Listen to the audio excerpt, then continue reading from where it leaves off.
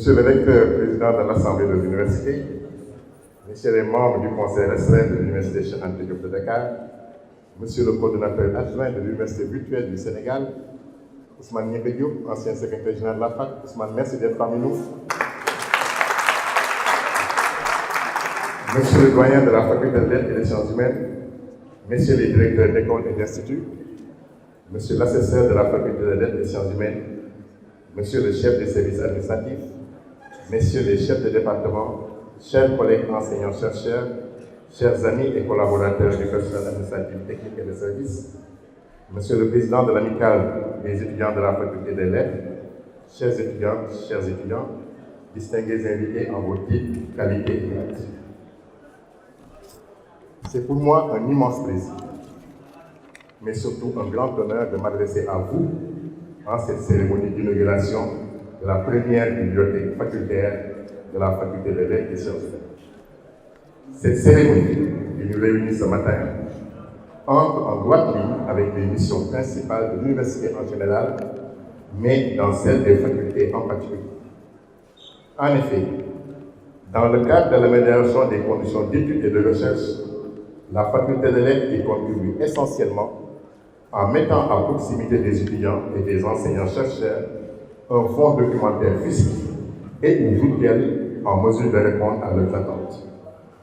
Pour l'avoir connu, cette faculté en tant que doyen, mais pour avoir été aussi assesseur, pour avoir été chef de département, mais aussi avoir été étudiant et moniteur au département de la Faculté des lettres, département de géographie de la Faculté des sciences humaines, je sais que la faculté a toujours eu des bibliothèques par département pour contribuer à la recherche menée par les étudiants et les enseignants-chercheurs, bibliothèques de proximité venant seconder la grande bibliothèque centrale. Mais ces bibliothèques de département, vous l'avez dit, monsieur le doyen, sont trop souvent confrontées à des problèmes d'espace, de budget et de renouvellement permanent de leur forme documentaire. Ce qui donne tout son sens à la cérémonie de ce matin et à la création, à la mise en place de cette bibliothèque de faculté. C'est pourquoi je profite de cette occasion pour m'associer à la satisfaction générale et présenter en mon nom propre et au nom de Monsieur le ministre de l'Enseignement supérieur, de la Recherche et de l'Innovation, mes chaleureuses félicitations au doyen Pierre Sarr, doyen de la Faculté de lettres et des sciences humaines, et à toute l'équipe des Canal pour avoir réalisé le rêve de tous les anciens doyens de la Faculté de lettres, dont moi-même. C'est qui mérite des applaudissements.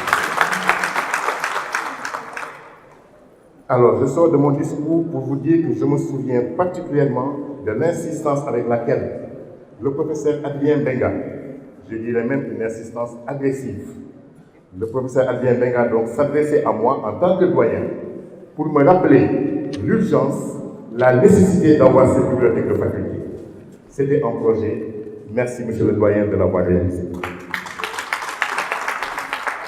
À l'endroit des utilisateurs, principalement des étudiants, je vous invite à prendre soin de ce joyau et du fonds documentaire afin de mieux en profiter et le léguer à des générations futures. Vous l'avez senti dans les deux discours qui m'ont précédé, le discours de monsieur le recteur qui a rappelé l'histoire des bibliothèques, le discours de monsieur le doyen qui a rappelé les spécificités et l'utilité de cet outil. Moi, je terminerai mon propos par des remerciements sincères et chaleureux que je veux adresser au doyen Pierre Sarr. Remerciements pour avoir fait de ce rêve une réalité, mais aussi pour m'avoir choisi pour l'inauguration de cette première bibliothèque facultaire. Pour ma part, je resterai éternellement redevable à la Faculté des lettres et sciences humaines, comme enseignant, comme assesseur, comme doyen.